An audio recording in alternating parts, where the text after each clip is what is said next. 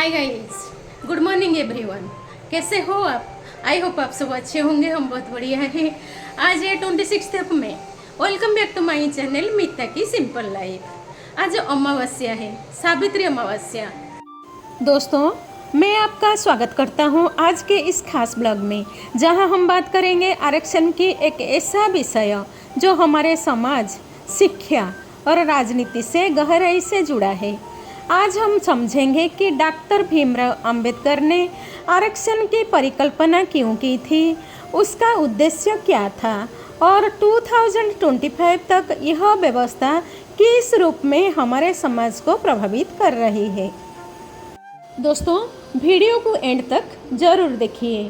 तो आइए शुरुआत करते हैं कि एक ऐतिहासिक दृष्टिकोण से और जानते हैं कि आरक्षण आखिर क्यों बना सामाजिक न्याय का आधार।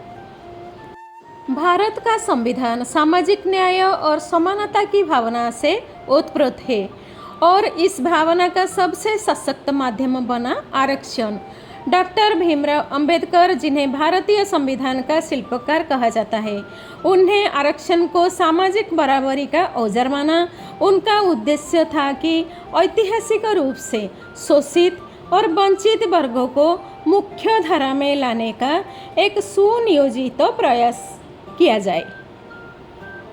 डॉक्टर अंबेडकर का मानना था कि जातिगत भेदभाव केवल कानूनी उपायों से समाप्त नहीं किया जा सकता, जब तक कि सामाजिक और शैक्षणिक रूप से पिछड़े वर्गों को विशेष अवसर न दिया जाए। उन्होंने आरक्षण को एक अस्थायी लेकिन आवश्यक कदम माना, एक ऐसा माध्यम जिससे समाज में बराबरी लाई जा सके। उनकी दृष्टि में आरक्षण केवल सरकारी नौकरियों तक सीमित नहीं था, बल्कि यह शिक्षा और राजनैतिक प्रतिनिधित्व में भी आवश्यक था, ताकि सभी वर्गों को समान अवसर प्राप्त हो। आरक्षण की यात्रा 1950 से 2025 तक। 1950 में संविधान लागू होने के बाद अनुसूचित जाति एससी और अनुसूचित जनजाति एसटी के लिए आरक्षण व्यवस्था की गई। 1990 में मंडल आयोगों की सिफारिशों के अनुसार अन्य पिछड़ा वर्ग ओबीसी को भी आरक्षण का लाभ दिया गया। यह एक बड़ा सामाजिक परिवर्तन था, जिसने लाखों लोगों को शिक्षा और रोजगार के अवसर प्रदान किए। 2006 में सुप्रीम कोर्ट ने क्रीमी लेयर की अवधारणा लागू की, जिससे यह सुनिश्चित किया गया था कि केवल जरूरतमंद को ही आरक्षण का लाभ मिले। 2019 में आर्थिक रूप से कमजोर वर्ग ईडब्ल्यूएस को भी 10% आरक्षण प्रदान किया गया, जिससे यह संदेश गया कि आरक्षण अब केवल जाति आधारित नहीं, बल्कि आर्थिक असमानता का भी विरुद्ध माना है। भारत में जाति व्यवस्था हजारों वर्षों से सामाजिक भेदभाव की जड़ रही है। डॉक्टर भीमराव अंबेडकर, जिन्हें भारतीय संविधान निर्माता के रूप में जाना जाता है, उन्होंने इसी सामाजिक अन्याय के खिलाफ एक ठोस व्यवस्था बनाई, आरक्षण।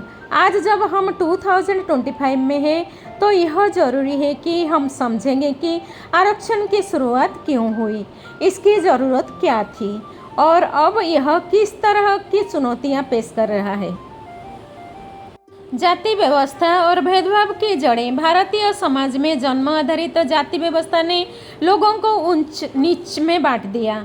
कुछ जातियां जैसे ब्राह्मण, क्षत्रिय और वैश्य सामाजिक और धार्मिक दृष्टि से उच्च माने गए हैं, और जबकि शूद्र और अछूत जातियां शिक्षा, मंदिर, सार्वजनिक स्थानों और नौकरियों से वंचित कर दी गई है। डॉक्टर अंबेडकर खुद अछूत जाति मोहर जाति से थे और उन्होंने इस भेदभाव को नज़दीक से झेला। उनका मानना था कि केवल राजनीतिक आज़ादी काफ़ी नहीं, सामाजिक और आर्थिक समानता भी जरूरी है। आरक्षण की शुरुआत। डॉक्टर अंबेडकर का दृष्टिकोण। जब भारत की आज़ादी की नींव रखी जा रही थी, तब डॉक्टर अंबेडकर ने यह स्पष्ट किया कि ऐतिहासिक अन्याय की भरपाई के लिए विशेष उपाय जरूरी है। उन्होंने आरक्षण को समान अवसर दिलाने का एक तरीका बताया। यह भीख नहीं, बल्कि सुधार था। मुख्य उद्देश्य थे दलितों और पिछड़ों को शिक्षा और नौकरी में अवसर देना, सदियों से वंचित वर्ग को समाज की मुख्य धारा में लाना, संसद और विधानसभाओं में उनके लिए राजनीतिक प्रतिनिधित्व सुनिश्चित करना। संविधान में आरक्षण एक अस्थायी लेकिन जरूरी कदम। 26 जनवरी 1950 को लागू हुए संविधान में अनुसूचित जातियों एससी और अनुसूचित जनजातियों एसटी के लिए सरकारी नौकरियों, शिक्षण संस्थानों और राजनीति में आरक्षण की व्यवस्था की गई है। ध्यान दें, इसे शुरू में सिर्फ 10 वर्षों के लिए लागू किया गया था ताकि तब तक समानता स्थापित हो सके। समय के साथ विस्तार, ओबीसी और अन्य वर्ग। 1990 में मंडल आयोगों की सिफारिशों के बाद अन्य पिछड़ा वर्ग ओबीसी को भी आरक्षण का लाभ दिया गया। इससे समाज में और विरोध शुरू हुआ, खासकर उन प्रतिभावान छात्रों और पेशेवर में जो बिना किसी कोटे के अपनी मेहनत से आगे बढ़ने की कोशिश कर रहे थे। 2025 में आरक्षण की स्थिति एक दोधारी तलवार। आज 2025 में आरक्षण एक ऐसा विषय है जो देश को दो धड़ों में बांटता है। एक और आरक्षण ने लाखों लोगों की शिक्षा, नौकरी और आत्मसम्मान दिलाया है। समाज के निचले तबकों में जागरूकता और आत्मविश्वास बढ़ा है। अब दलित, आदिवासी और ओबीसी वर्गों से लोग डॉक्टर, इंजीनियर, अफसर बन रहे हैं। दूसरी ओर जनरल या मेरिट वर्ग के छात्रों और पेशेवर में भारी हताशा है, क्योंकि उच्च अंक लाने के बावजूद उन्हें अच्छी कॉलेज या नौकरियों में जगह नहीं मिलती। ब्रेन ड्रेन यानी टैलेंटेड युवा देश छोड़कर विदेश जा रहे हैं। जाति के नाम पर वोट बैंक की राजनीति ने इसे स्थायी बना दिया है। सवाल जो आज पूछे जा रहे हैं, क्या आरक्षण की समय सीमा नहीं होनी चाहिए? क्या आर्थिक आधार पर आरक्षण ज़्यादा न्यायसंगत नहीं होगा? क्या प्रतिभा को कुर्बान किया जाना सही है जब देश को वैश्विक मंच पर प्रतिस्पर्धा करनी है? 2020 में आर्थिक रूप से कमजोर सामान्य वर्ग EWS को 10% आरक्षण दिया गया, पर इससे भी बहस खत्म नहीं हुई। समाधान क्या हो सकता है? Phase out model. जैसे जैसे पिछड़े वर्ग सशक्त हो वैसे वैसे आरक्षण घटे। स्कूल स्तर पर सुधार, मूल शिक्षा व्यवस्था मजबूत हो ताकि आरक्षण की ज़रूरत ही कम पड़े। क्रीमी लेयर की शक्ति, जो आर्थिक और सामाजिक रूप से ऊपर आ चुके हैं उन्हें छूट न मिले। स्किल आधारित भर्ती और तकनीकी परीक्षाएं जहां सिर्फ प्रतिभा ही माने रखे। डॉक्टर अंबेडकर ने आरक्षण को सामाजिक संतुलन बनाने के लिए एक उपकरण के रूप में देखा था, स्थायी समाधान के रूप में नहीं। 2025 में यह समय की मांग है कि हम उस मूल उद्देश्य को समझें और देश को सामाजिक न्याय और प्रतिभा दोनों के बीच संतुलन में रखें। डॉक्टर अंबेडकर की दृष्टि से आरक्षण एक महत्वपूर्ण और आवश्यक कदम है जो पिछड़े वर्गों को सामाजिक, आर्थिक और राजनीतिक रूप से सशक्त करने के लिए एक महत्वपूर्ण उपकरण है। 2025 तक आरक्षण नीतियों का प्रभाव सकारात्मक रहा है, लेकिन अभी भी कुछ चुनौतियों का सामना करना पड़ रहा है, जैसे कि असमानता की समस्या और सामाजिक न्याय को सुनिश्चित करना। डॉक्टर अंबेडकर ने आरक्षण को सामाजिक न्याय और समानता स्थापित करने के लिए एक आवश्यक उपकरण के रूप में देखा। उनका मानना था कि जाति आधारित भेदभाव को खत्म करने के लिए आरक्षण की आवश्यकता है ताकि पिछड़े वर्गों को समान अवसर मिल सके। उन्होंने शिक्षा और रोजगार में आरक्षण की वकालत की ताकि वे सामाजिक, आर्थिक और राजनीतिक रूप से सशक्त हो सके। 2025 तक आरक्षण नीतियों के सकारात्मक प्रभाव देखे गए हैं, लेकिन कुछ चुनौतियों का सामना भी करना पड़ रहा है। डॉक्टर अंबेडकर ने आरक्षण को सामाजिक न्याय और समानता स्थापित करने के लिए एक आवश्यक उपकरण के रूप में देखा। उनका मानना था कि जाति आधारित भेदभाव को खत्म करने के लिए आरक्षण की आवश्यकता है ताकि पिछड़े वर्गों को समान अवसर मिल सके।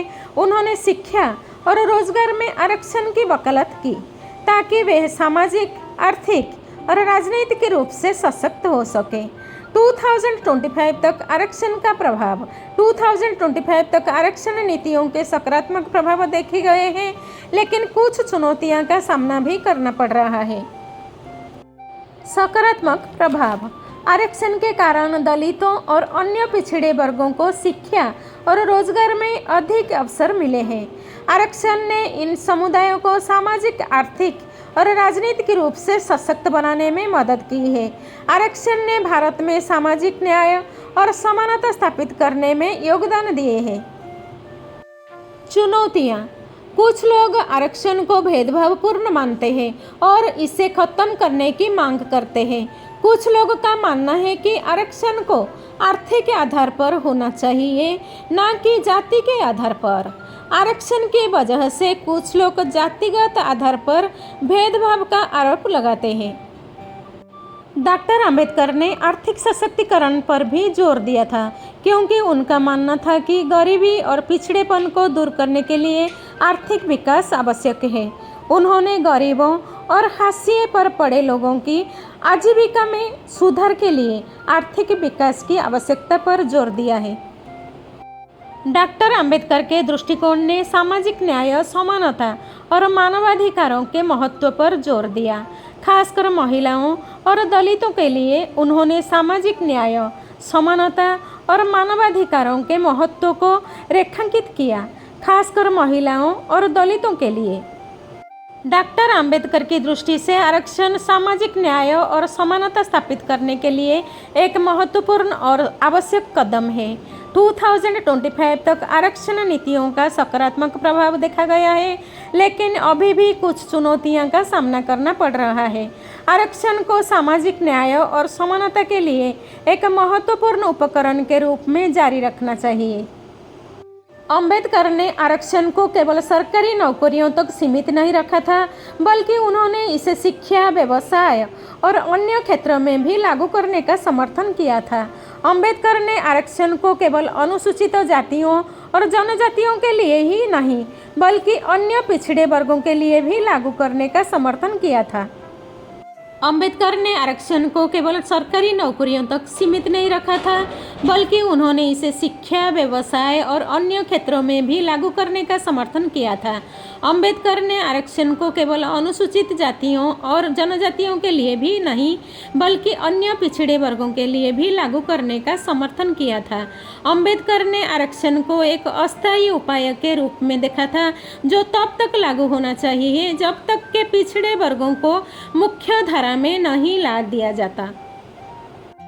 आरक्षण डॉक्टर अंबेडकर की सामाजिक न्याय की परिकल्पना का हिस्सा है। यह केवल विशेषाधिकार नहीं, बल्कि बराबरी का अवसर है। 2025 में हमें यह सुनिश्चित करना होगा कि यह व्यवस्था समाज में समरसता और समानता लाने का माध्यम बने, न कि विभाजन का।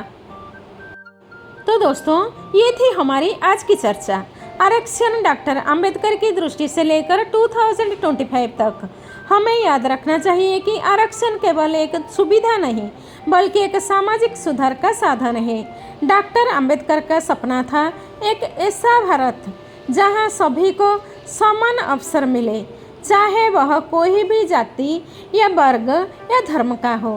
अगर आपको ये वीडियो पसंद आया है तो लाइक, शेयर एंड सब्सक्राइब जरूर करें और कमेंट में बताइए कि आप आरक्षण को आज किस रूप में देखते हैं। मिलते हैं अगले वीडियो में एक नए विषय के साथ। तब तक के लिए जय भीम, जय भारत। आज का वीडियो आपको कैसा लगा कमेंट में ज़रूर बताइए। आप कौन सा स्टेट से देखते हो, कौन से सिटी से देखते हो, कौन से डिस्ट्रिक्ट से देखते हो, कमेंट में ज़रूर बताइए, ताकि मैं आपको धन्यवाद दे सकूँगी। आज के ब्लॉग में बस इतना ही। मिलते हैं आपसे नेक्स्ट ब्लॉग में। Till then like, share, subscribe to my channel. Lots of love, take care, bye bye.